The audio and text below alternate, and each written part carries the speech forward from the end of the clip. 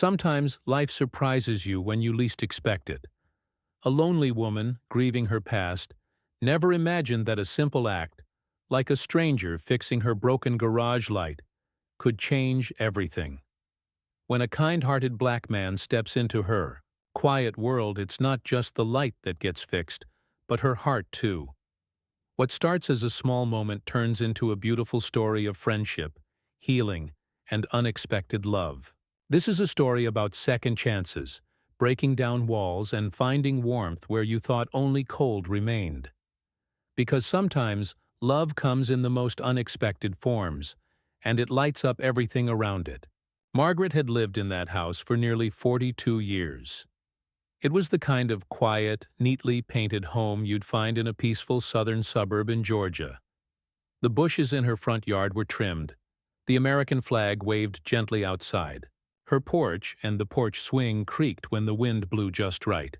She had grown older in that house, watched her children grow up and leave, and said goodbye to her husband, Frank, right there in the living room when his heart finally gave out after decades of love and laughter. After Frank passed, the house got quieter. Margaret was 78 years old and independent, but the silence sometimes felt like a weight on her shoulders. The TV was always on, just to keep her company. She knew every commercial by heart. She cooked simple meals for herself and often let them go cold. It wasn't sadness that sat with her. It was more like a quiet emptiness that comes from too many quiet days. One Saturday morning she walked out to the garage with a trash bag in her hand. As soon as she stepped in, she noticed it. The garage light wasn't turning on. She flicked the switch once, twice, 3 times. Nothing. She sighed. That garage light had been acting up for weeks, but Frank used to take care of things like that. Now she had to figure out how to fix it herself. She pulled out an old Yellow Pages book from under the kitchen counter, where she still kept it. Even though her daughter had told her to use the phone book app on her iPad, she had never liked those fancy gadgets. Her fingers traced down the H section until she found Handyman Services. There were a few numbers. She tried calling the first one. No answer. The second one said they didn't have anyone available until next week. The third number belonged to Darius Handy Home Repairs. A woman answered, friendly and clear. Margaret explained the light problem, and the woman said they had a technician in the area who could stop by around 3 p.m. Margaret agreed and gave her address. She spent the next few hours tidying the house, though it was already clean. She wore a soft blue sweater and brushed her short gray hair. There was something about having a stranger over that made her feel both nervous and alert. Frank used to say, "Always be ready to meet a kind soul or a fool. Life throws both at you." She smiled at the memory. At 3:07 p.m., there was a knock at the door. Margaret walked over slowly and peeked through the window. She paused. On her porch stood a tall black man, probably in his late 30s. He wore a dark green t-shirt with his company's name printed across the chest, jeans, and sturdy work boots. He held a tool bag in one hand and looked around politely, waiting. For a second, Margaret didn't move. Her generation had grown up with certain unspoken thoughts about people who looked like him. Not hateful, perhaps, but cautious, distrustful. She had never truly questioned those feelings, just accepted them as part of how things were. But Frank wouldn't have hesitated. He'd served with black men in the army and always said, "Respect is earned by how a man lives, not how he looks." So Margaret took a breath, unlocked the door, and opened it. "Hello, ma'am," the man said with a warm smile. "I'm Darius. You called about a garage light?" Margaret studied his face for a moment. His eyes were kind. His voice was calm and respectful. She nodded. "Yes, the garage light hasn't been working properly. I've tried everything I can think of, but it's just dead." "Well, let me take a look," Darius said, stepping back to let her lead. Margaret opened the garage door and guided him in. The smell of old oil and wooden shelves filled the space. Darius looked up at the ceiling where the light fixture was. "I'll need to check the wiring?" Maybe replace the bulb first to be sure, he said. He set down his bag and began pulling out tools. Margaret stood near the doorway watching him. She wasn't sure why she stayed. Usually, she left repairmen alone to do their work. But something about Darius made her curious. She noticed how gently he handled everything, how he hummed a soft tune while unscrewing the fixture. "So," she said after a few minutes, "how long have you been doing this sort of work?" Darius smiled, still looking up at the fixture. "About 6 years. On my own, but I learned everything in the military. Was an electrician in the Navy. Got out, worked a few factory jobs, then decided to start my own thing." She nodded. "It's hard starting something new, I suppose." "It was," he replied. "But I had help. My sister believed in me. Loaned me money for my first set of tools. My son, he's 10, thinks I'm some kind of superhero when I fix stuff." Margaret smiled at that. "That's sweet. You sound like a good dad." "I try," he said. "It's just the two of us, so I try real hard." She leaned against the wall and asked more questions. She wasn't being nosy. She just found herself genuinely interested. It had been a long time since she'd had a real conversation with someone new. Darius told her he lived across town in a smaller neighborhood. He talked about his church group, about teaching his son to ride a bike, and about the first time he fixed something, a broken toaster at his grandma's house when he was 12. Margaret laughed. "You sound like a natural." "I guess it just made sense to me," he said, finishing up the new bulb and testing the wires. "There we go." He flicked the switch. The garage light blinked once, then glowed bright and steady. Margaret clapped her hands. "Well, would you look at that?" she said, smiling. "You fixed it." Darius grinned. "All in a day's work, ma'am." As he packed up his tools, Margaret watched him more closely.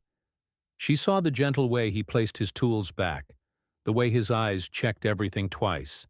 He wasn't just a worker. He cared about doing things right. And as he stood up, wiping his hands on a rag, she looked at him and suddenly said, without thinking, "You're handsome, you know that?" Darius froze for just a second. His eyes met hers, surprised but amused. Then he laughed softly. "Well, thank you, ma'am. That's very kind of you to say." She blushed a little, even at her age. "I didn't mean to embarrass you. Just saying what's true." He shook his head, still smiling. "You didn't embarrass me. Not many folks say stuff like that anymore." There was a small silence, not awkward, just full. Something unspoken passed between them. It wasn't romantic. It was something else. A quiet respect. A bridge that had just started to build itself, without either of them planning it. She walked him back to the front door, paid him in cash, and gave him an extra $10 bill. "I insist," she said when he tried to give it back. "You were a pleasure to have here." He thanked her, then paused before leaving. "You ever need anything fixed? Anything at all? You just call me. I'll come by." "I just might do that," she replied. He walked down the steps and waved before getting into his truck. She watched him drive away, then closed the door, and stood in her quiet house. For the first time in weeks, she didn't turn on the television. She sat in her chair and thought about that young man, about how different he was from the image in her head, about how, maybe, the world was trying to teach her something new, even at her age. And somewhere across town, Darius drove with the windows down, the warm wind in his face, thinking about the sweet old lady who told him he was handsome, and how, in all the jobs he'd done, this one felt different, like a page had just turned, and something unexpected had begun. The next morning, Margaret sat by her kitchen window with a cup of tea in her hands. The sunlight was coming in just right, lighting up the table where she had a small notebook open. The page was blank, except for one name she had written in neat, cursive. Darius. Garage light. She looked at the name for a few seconds. It was just a note, a reminder of the young man who had come the day before to fix the light. But something about him had stayed in her mind longer than she expected. The way he smiled, how respectfully he spoke, the sound of his voice, his laugh when she'd called him handsome, it all kept playing back in her head. She chuckled softly to herself, remembering his reaction. He didn't seem offended or uncomfortable. He looked surprised, like he hadn't heard a compliment like that in a while. Margaret hadn't planned to say it. The words had just slipped out. But now that she thought about it, there was something about Darius that made her feel at ease, made her want to keep talking to him. She took another sip of tea and stared out the window. Her garage light was working perfectly now. Normally, that would be the end of it. A stranger comes in, fixes something, and leaves. Done. But Darius didn't feel like just a repairman. He felt like someone who'd been gently dropped into her life by some unseen hand. And she felt like she wasn't finished talking to him. A week passed. Margaret went about her days the usual way, watering her plants, feeding the birds, calling her daughter once every few days. But her thoughts kept circling back to Darius. One afternoon, as she was cleaning out the pantry, she noticed that the small wooden door under her kitchen sink was crooked. It had been like that for months, just a loose hinge, but suddenly she decided it needed fixing. She went to the fridge where she had pinned a magnet with a few phone numbers underneath. She pulled out the one that said, Darius Handy Home, Repairs, and gave it a call. A familiar female voice answered. Margaret gave her name, reminded her she was the lady with the garage light, and said she had a loose door that needed repair. The woman said she'd let Darius know and he could come by the next afternoon. When Darius knocked at the door the next day, Margaret opened it a little faster than before. Hello again, he said with a big smile. Hello, young man. You're back, she said, stepping aside to let him in. Darius chuckled. You said you had a cabinet giving you trouble? She led him to the kitchen and pointed at the little door under the sink. He crouched down, examined it, and nodded. Just a loose hinge. Won't take long. Margaret stood nearby watching him work. After a few minutes of silence, she asked, Do you drink coffee? He looked up and smiled. I sure do. Well, I've got some fresh on the stove. Want a cup? I'd love one, he said, tightening the last screw. She poured 2 cups of coffee, added cream and sugar the way she liked, and handed him a mug. They sat across from each other at the kitchen table, sipping slowly. It felt oddly normal, like they'd done this before. Thank you, Darius said after a few sips. It's good. Most folks just offer water. I don't much like water, she said with a small laugh. I always preferred coffee. Frank used to say I had coffee in my veins. Frank, your husband? He asked gently. Yes, she nodded, the smile on her face turning soft and distant. He passed 2 years ago.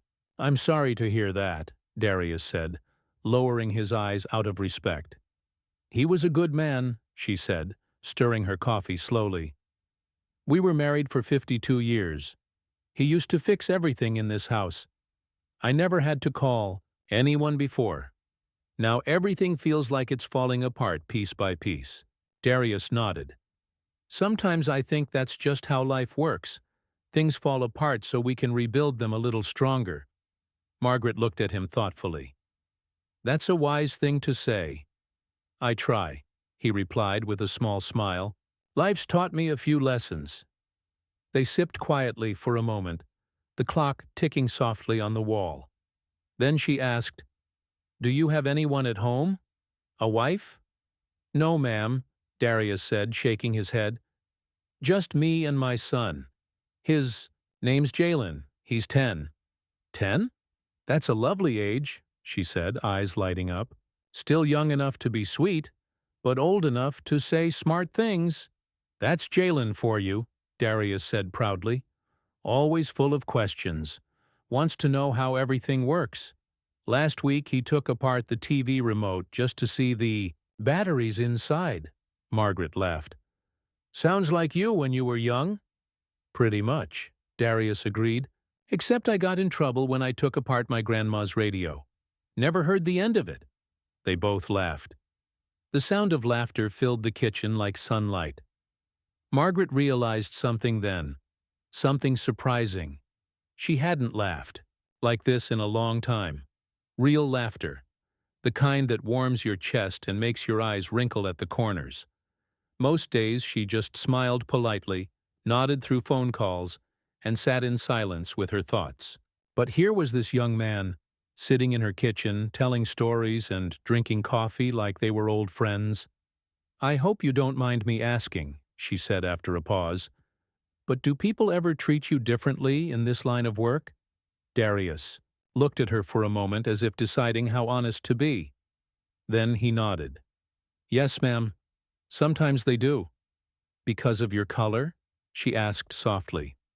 "Yes," he said. "I've walked into some houses where folks won't look me in the eye, or they stand behind me like they're waiting for me to steal something. Some people won't even open the door. They just talk through it." Margaret looked down at her hands. "That's terrible." "It is," he said simply. "But it's the world we live in. I try not to let it change me."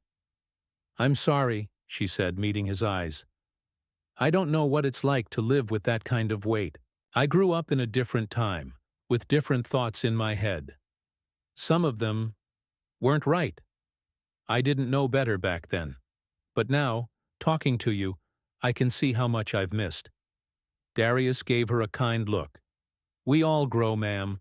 That's what matters." She smiled, and in that moment, something inside her felt new, like a part of her that had been asleep for years had quietly woken up.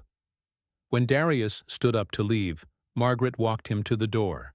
"Thank you again," she said. "For fixing the cabinet?" "No," she said. "For the company." Darius paused, then said softly, "You're welcome, ma'am. And don't call me ma'am so much," she said with a wink. "Makes me feel older than I already am. Call me Margaret." "All right. Then," Darius replied, smiling. "Thank you, Margaret." She watched him walk down the path and get into his truck. As he pulled away, she felt something unexpected. She missed him already. That night, she sat in her favorite chair with a blanket over her knees. She didn't turn on the TV. She just sat there, thinking about Darius, about his stories, about how he made her feel seen. Not just as an old lady, in a quiet house, but as a person with thoughts and memories and feelings that still mattered. For the first time in a long while, she went to bed with a smile on her face. Over the next few weeks, Margaret found other little things in the house that needed fixing: a loose step on the porch, a curtain rod that leaned too far to one side, a door that wouldn't close all the way. She could have lived with them, of course, but now she had a reason not to. Each time she called Darius, he came over. Each time he came over, they talked a little longer. She started keeping his favorite coffee on hand. He started bringing her little things from his church: fresh muffins, hand-sewn bookmarks from the women's group. One time he brought Jalen with him. The boy was polite, full of energy, and asked a million questions just like his father had said. Margaret gave him cookies and told him stories about her childhood, which he listened to with wide eyes and a smile. Their bond wasn't quick. It didn't rush. It grew like a slow fire, quiet, warm, and steady. And with every visit, every cup of coffee, and every shared laugh, Margaret felt something beautiful beginning to bloom in her heart. She no longer saw Darius as that nice, black man who fixed the garage light. He was just Darius now. A friend, a kind soul, someone who had walked into her life by chance and brought light not just to her garage, but to her spirit. And Darius? He didn't see Margaret as just another client. He saw her as a rare kind of person. Honest, kind, and open to change, even at her age. In her quiet way, she gave him a kind of respect that felt healing. She listened, she cared, she made him feel like more than just a handyman. She made him feel human. It was a bright Sunday afternoon when Darius stopped by Margaret's house again. This time, he wasn't there to fix anything. There was no call, no work order, no broken light or crooked door. He was just passing through the neighborhood with his son, Jalen, and decided to swing by. As they drove by her house, Darius noticed her sitting alone on the porch swing, sipping from her floral teacup. Her thin, wrinkled hands wrapped gently around the cup, and her eyes were watching the sky like she was waiting for someone. When Darius pulled over and parked his truck, Margaret turned her head and smiled the moment she saw them. She stood up, slowly, and walked toward the driveway, still in her beige sweater and gray slacks. Her steps were careful but steady. Jalen jumped out first and called, "Hi, Miss Margaret," before running over and giving her a soft hug. She patted his back gently and said, "Well, aren't you a sweet boy? Look at you growing taller every week." Darius walked over next, hands in his pockets, smiling warmly. "Hope we're not intruding," he said. Margaret shook her head. "Of course not. I was just sitting out here thinking how quiet everything is on Sundays. You two are just what I needed." Darius looked at the porch swing. "That swing still holding up?" Margaret chuckled. "Barely. Maybe you should take a look at it one of these days." They all sat down. Margaret on one side of the swing, Darius on the other, and Jalen on the step below, fidgeting with a little toy car in his hands. The warm breeze carried the scent of grass and pine through the air. It was one of those peaceful, southern afternoons when the world feels slower and softer. They talked for a while about small things. Darius told her about the job he did the day before, how a man tried to tell him how to do everything, even though Darius clearly knew what he was doing. Margaret listened with interest, shaking her head at the story. "Some people just don't understand respect," she said. "You do your work with pride. That's all that matters." Then Jalen piped up, "Miss Margaret, do you have any kids?" The question came so suddenly that Margaret paused.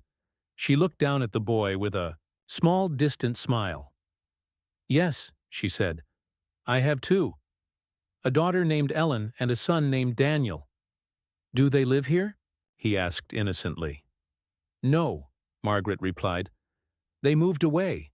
Ellen lives in New York. Daniel, he's in California. I don't see them much." Darius glanced at her. "Do they come to visit?" "Once in a while," she said, trying to sound casual. "Ellen comes for Thanksgiving sometimes. Daniel hasn't been in a few years. They have their own lives now. Children grow up and go their own way." Darius nodded. He could hear the quiet sadness behind her voice. Jalen, being young, didn't notice it. "My grandma says it's lonely when kids leave," Jalen added. "That's why she calls us every Sunday." Margaret smiled and patted his hand. "She's a wise woman." They stayed for nearly an hour. Margaret brought out lemonade and cookies. Jalen played with the cat, and Darius helped adjust the old porch light that was starting to flicker again. As the sun began to dip in the sky, they finally stood to leave. "Thank you for stopping by," Margaret said. "This old house feels a little less lonely when you're around." "We'll come again soon," Darius promised. "You take care of yourself." "I will," she replied, watching them as they walked back to the truck. As they drove off, she remained on the porch, watching the street long after they disappeared. That night, Margaret sat by her window and thought deeply. Something had shifted in her heart. These visits from Darius and his son had started to feel like something she needed. Not out of loneliness, but because they brought color and warmth into her world. She had friends at church and neighbors who waved hello, but none of them made her feel truly seen like Darius did. Days passed, and then weeks. One afternoon, while watering her plants, Margaret's foot slipped on the wet porch floor. She tried to grab the railing, but it was too late. She fell, twisting her ankle badly and scraping her arm. The pain shot through her leg and she cried out. A neighbor heard her and rushed over. They called for an ambulance, and within minutes, Margaret was taken to the hospital. There, doctors confirmed she had a sprained ankle and a hairline fracture. They kept her for 2 nights to observe her. She had her phone, and she called her daughter, who said she would try to fly in if she could manage the time off work. Margaret knew that meant maybe. Lying in the hospital bed, Margaret stared at the white ceiling. She didn't want to bother anyone, but she felt strangely vulnerable, like a child again. It was the first time since Frank died that she truly felt afraid. Afraid that maybe she was getting too old to live alone. Afraid that maybe the silence of her house was becoming dangerous instead of peaceful. After a moment of hesitation, she dialed a number from memory. Darius answered on the second ring. "Hello?" "Darius?" she said, her voice weak but steady. "It's Margaret." He heard something in her tone and immediately sat upright. "What's wrong?" "I had a little fall," she said softly. "I'm at St. John's Hospital. They're keeping me here for a bit." "I'll be there in 20 minutes, he said without hesitation. "No, no," she tried to protest. "You don't have to." "I want to," he said. "Don't argue with me, Margaret," she smiled faintly. "You sound just like Frank." True to his word, Darius showed up quickly. He brought flowers and a crossword puzzle book. When he walked in, she was already sitting up in bed, her arm wrapped in gauze and her foot resting in a brace. "You didn't have to come," she said, her voice soft. "I did," he said. "You're not alone, Margaret. Not while I'm around." His words made her eyes sting. She blinked quickly, not wanting to cry. They talked for hours. He asked about her pain, her fears, what the doctors had said. She asked about Jalen and school. Eventually, Darius leaned back in his chair and said, "Margaret, have you ever thought about moving into a place where you'd have help?" She frowned slightly. "Like an old folks' home?" "Well, maybe something with assisted living, or even just a smaller place, closer to people." She shook her head. "This house is my life. Every corner has a memory. I can't leave it behind. It's all I have." Darius didn't argue. He just nodded. "Okay. But if you ever need help, I mean real help, don't wait too long to ask for it." She smiled. "You're very kind." "No," he said. "I just care." When Margaret returned home a few days later, Darius and Jalen were waiting, outside. They had swept her porch, cut her grass, and even fixed that shaky railing. She was speechless. "You didn't have to." "Yes, we did," Darius said. "And we're not done. We're going to help you around here, so don't even think about arguing." That became the new normal. Every Saturday, Darius and Jalen came by. They trimmed bushes, fixed small things, brought groceries, and sat with Margaret for coffee or lemonade. Jalen even brought his school books once and did homework at her kitchen table, while Margaret helped with spelling words. She found herself laughing again, moving through her days with something close to joy. Then one day, something happened that neither Margaret nor Darius expected. While they were sitting on the porch, a car pulled into the driveway. Margaret stood up slowly and squinted. Out stepped a tall, well-dressed woman in her 50s. "Ellen?" Margaret asked, shocked. Her daughter walked up the steps carrying a suitcase. "Hi, Mom," she said. "I came to check on you. Heard about your fall." Margaret embraced her, confused but touched. "How did you—" Ellen's eyes shifted to Darius, who stood politely nearby. "Your friend here called me," she said. "He got my number from your refrigerator." Margaret looked at Darius in disbelief. "I thought she should know," he said gently. Ellen looked him up and down, unsure at first, but then she extended her hand. "Thank you," she said, "for looking after my mother." He nodded. "She's a special lady." That evening, Ellen and Margaret sat at the kitchen table eating the soup Darius had dropped off earlier. Ellen asked questions about the house, about the repairs, about the young man and his son who'd become so close to her mother. Margaret told her everything. "You seem happier," Ellen said quietly. "I am," Margaret replied, "because for the first time in a long while I feel like someone sees me again. Not just as an old woman who needs help, but as a person. Ellen nodded, her eyes moist. I'm sorry I've been so distant. You had your own life. I never blamed you. But I should have come sooner, Ellen whispered. Margaret reached across the table and took her hand. You're here now. That's what matters. Over the next week, Ellen stayed with Margaret. She met Jalen and was charmed by his energy. She talked with Darius and came to trust him. One afternoon, as they all sat on the porch together, Ellen, Margaret, Darius, and Jalen, it felt like something beautiful had formed. A small, strange, unexpected family, different in color, in age, in background, but joined together by something stronger than all of that: kindness. Ellen decided to hire a part-time caregiver for Margaret, someone who could check in a few times a week. Margaret agreed, but only after a lot of convincing. Darius still came by on Saturdays, sometimes on Wednesdays too. Jalen kept visiting, always asking Margaret to help with his schoolwork or listen to his jokes. And slowly, Margaret's heart began to feel lighter. She no longer woke up dreading the silence of her home. She no longer felt forgotten. She felt useful again, alive, part of something, and all of it. And all of it started with one broken garage light, a kind stranger, and one simple sentence. You're handsome, you know that? What followed wasn't just a friendship. It was the beginning of a healing. For Margaret, for Darius, for Jalen, and even for Ellen. Sometimes people come into our lives in the most ordinary ways. But what they leave behind is something extraordinary. Weeks passed, and life slowly settled into a new rhythm for Margaret. Every Saturday morning she would sit near her kitchen window waiting for the sound of Darius's truck.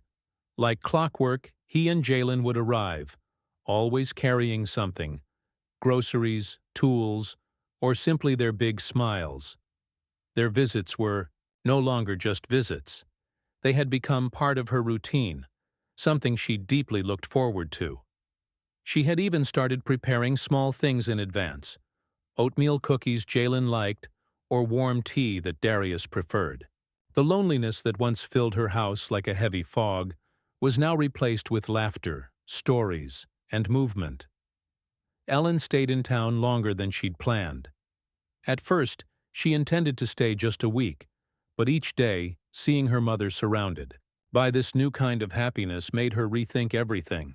She took work calls from Margaret's living room, replied to emails from her childhood bedroom, and slowly started reconnecting with her own past and with her mother.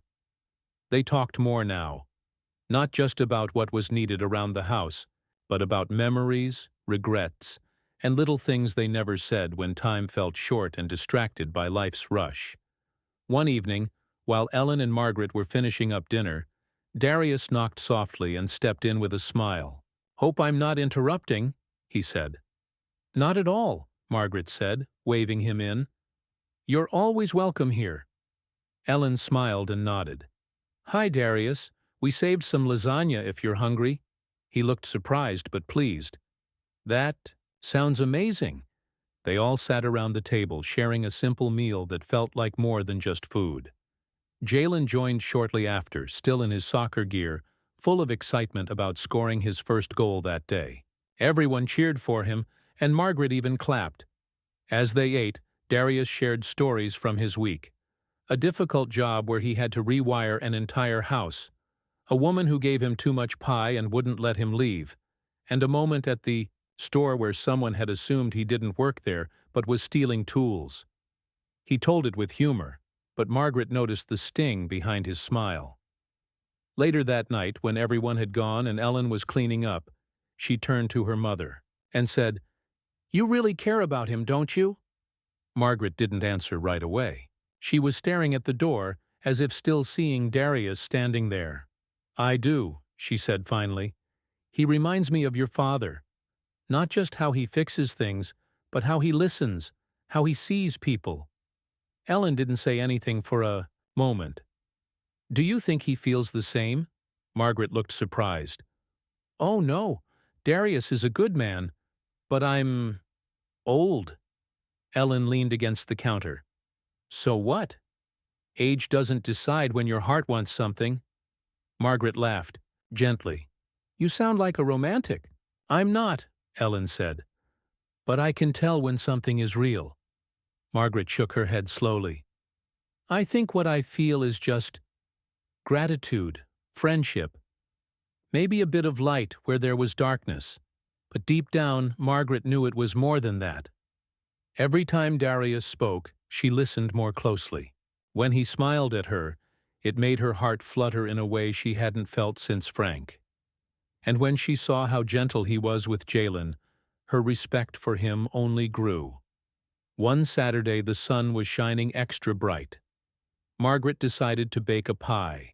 Not just any pie, but her famous peach cobbler, the one Frank used to love. As she placed it on the window to cool, she heard Jalen's voice shouting from the driveway. Miss Margaret, we're here! She turned and saw them, Darius in his denim shirt, and Jalen with a soccer ball under his arm. But this time, they weren't alone.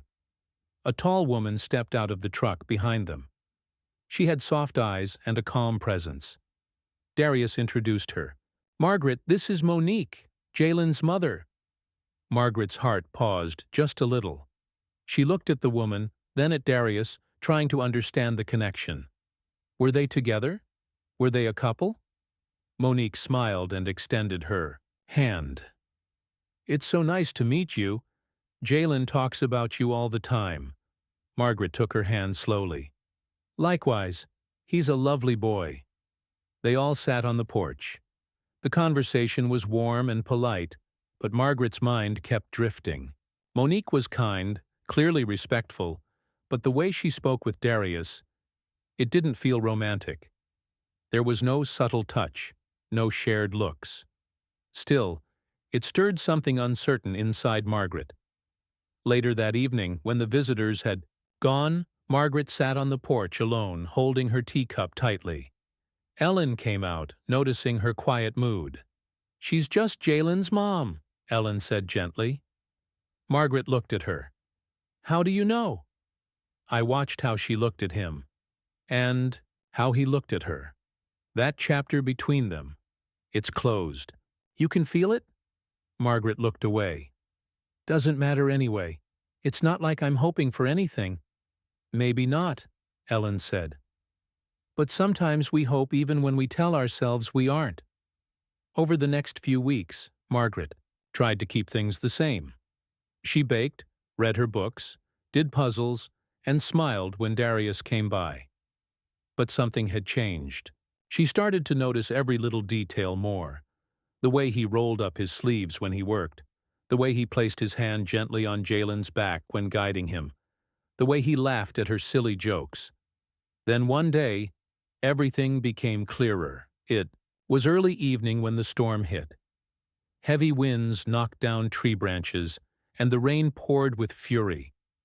Margaret was alone, reading in her room, when the lights flickered and went out. She got up carefully, grabbed a flashlight, and walked slowly through the dark hallway toward the kitchen. That's when she noticed water seeping in from the back door. The wind had pushed it open slightly, and rainwater had soaked part of the floor. As she tried to close it, her foot slipped on the wet tile. She cried out again, her ankle sending pain shooting up her leg. She caught the counter just in time to avoid falling, but she couldn't move. Her phone was in the living room, out of reach, and just as fear began to rise inside her, headlights appeared through the front window. It was Darius. He burst in through the front door a minute later. "Margaret, are you okay?" she called out. From the kitchen. "Here." He rushed to her side, saw the water, and gently guided her to a chair. His eyes scanned her quickly for injuries. "Did you fall again?" "Almost," she said breathlessly. "I couldn't shut the door." Without a word, he closed the back door firmly, cleaned up the water with towels, and checked all the windows. When he returned to the kitchen, she was still holding her ankle. "I think I twisted it again," she whispered.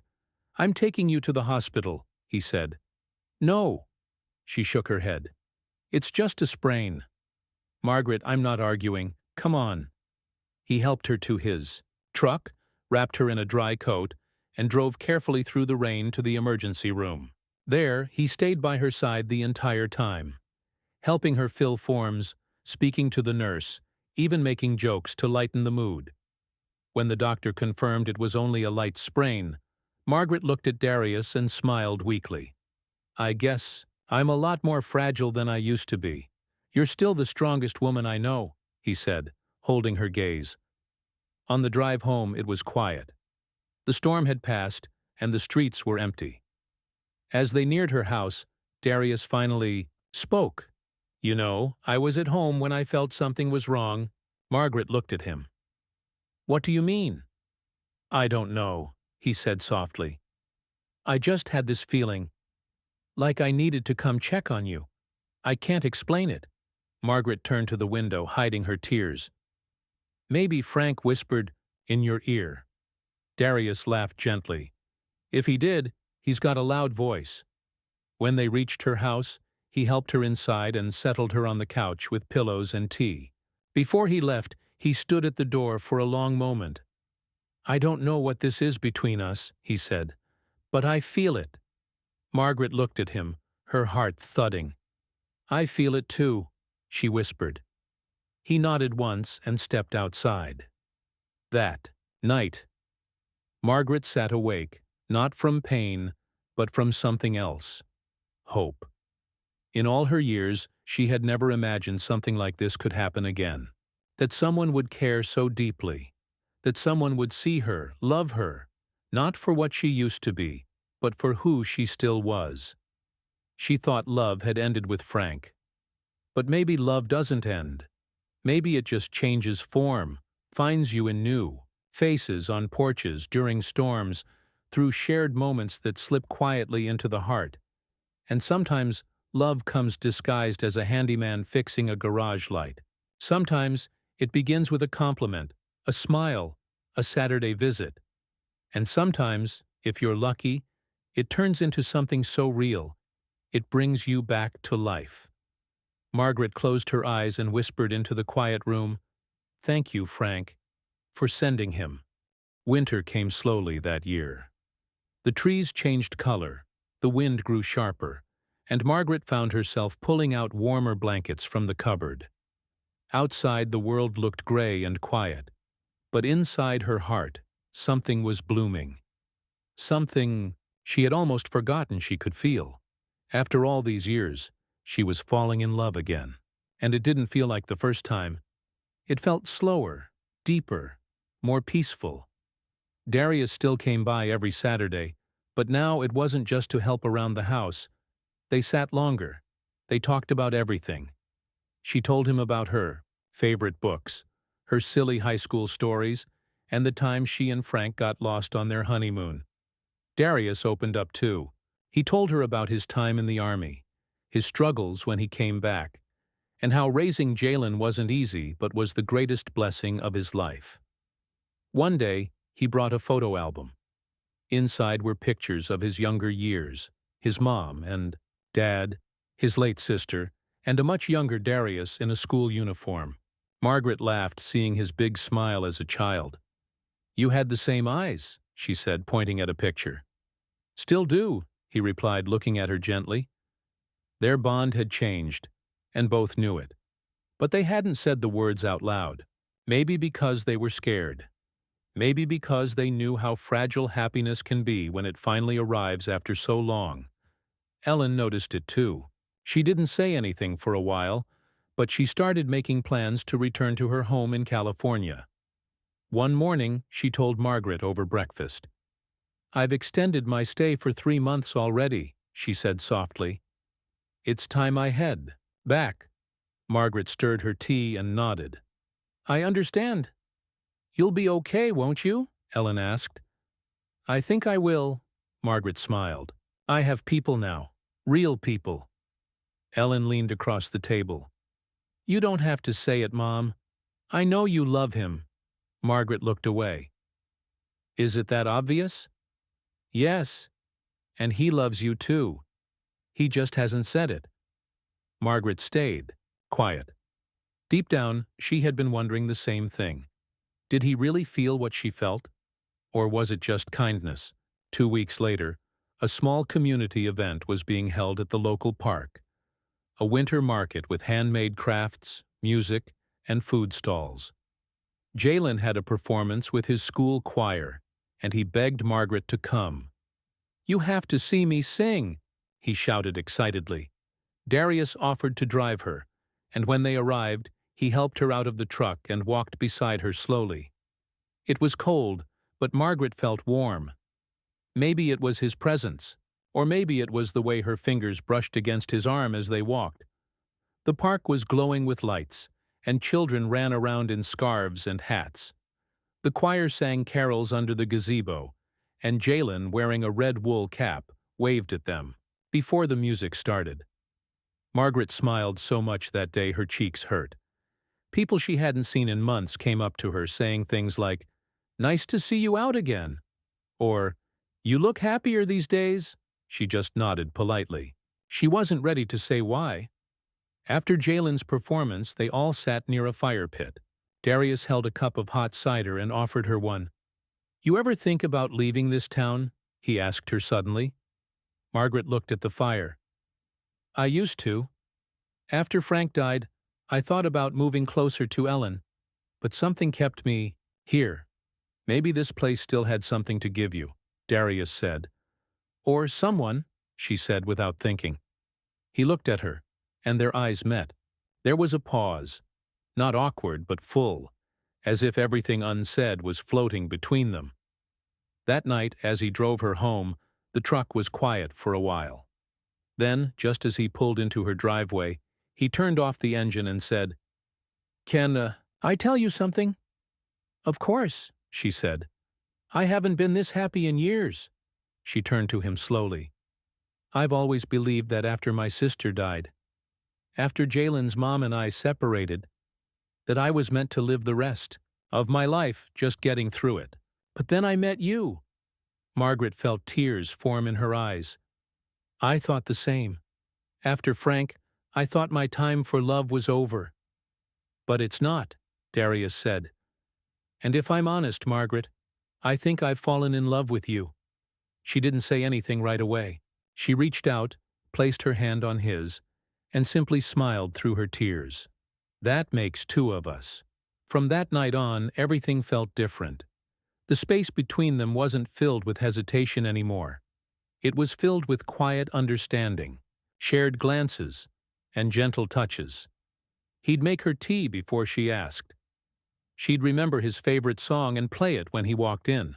Jalen began calling her Miss M more affectionately, sometimes even hugging her before he left. But not everything was perfect. One afternoon, as Margaret sat reading in the living room, she heard her doorbell ring. It was a neighbor, Mrs. Thomas, a woman in her 70s known for her sharp tongue and old-fashioned views. Margaret welcomed her in for tea, as always. But soon, the conversation turned. "I saw you with that man again," Mrs. Thomas said, not hiding her tone. Margaret looked up. "Darius?" "Yes. The one who fixed your garage. He's around here a lot, isn't he?" Margaret stayed calm. "He's a friend." Mrs. Thomas made a face. "People are talking. A black man visiting your house all the time.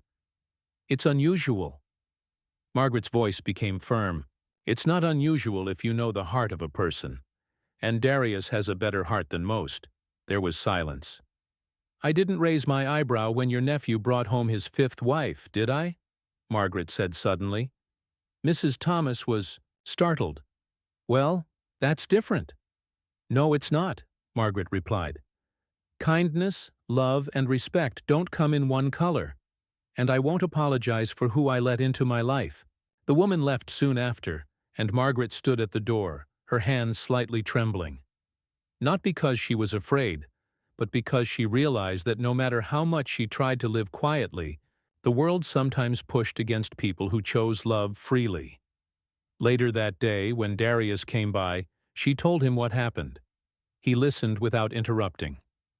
When she finished, he simply said, "Are you sure you want this? Us?" She nodded, without hesitation. More than anything, he smiled. Then nothing else matters. Still, not everyone shared Margaret's strength. Rumors began to float. Some neighbors who used to wave now looked away. Even Ellen, who had returned to California, called one day to say she'd heard from someone that people were saying things. "Let them talk," Margaret told her. "I'm not living for them." Weeks later, during a small Sunday church gathering, the pastor was giving a sermon about love. He spoke of acceptance, kindness, and seeing Christ in every person. When the service ended, Darius quietly approached Margaret near the exit. Some people stared, some whispered, but he didn't. "Care, do you want to dance?" he asked suddenly. Margaret laughed. "Here? There's music playing. Why not?" He took her hand gently, and in the corner of the church hall, he began to dance with her. Slowly, simply, like teenagers under the stars. People stared, but others smiled. Some even clapped. When the song ended, he leaned in and whispered, "We'll be okay, as long as we keep dancing." And they did. Spring came, and with it, new beginnings. Margaret's garden started to bloom again, this time with help. Darius planted vegetables, Jalen painted stones for decorations, and Margaret, with her still healing ankle, sat in a chair giving directions. They laughed more, ate dinners together, even talked about the future. One evening, Darius brought a small box. "It's not a ring," he said, smiling. Inside was a golden necklace with a small heart-shaped locket. "It belonged to my mother," he said, "and I want you to have it." Margaret opened the locket. Inside, he had placed two small pictures, one of Jalen and one of them together, taken on a sunny afternoon in the garden. She didn't need a proposal. She didn't need a ring. That moment was enough. Love had found her. Not loudly, not quickly, but in soft visits, warm hands, and brave hearts. It didn't matter what the world thought. It didn't matter who understood. What mattered was this: she was alive again. She was loved. And every time she looked at Darius, she knew Frank would have been proud. Proud that she chose to love again. Proud that she didn't let age, race, or judgment stop her from living.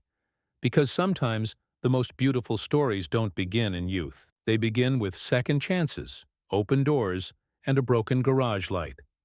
And sometimes, when a black man fixes your light and says, "You're beautiful, you know that?" He's not just repairing your home. He's fixing your heart. And this time, it stays lit forever.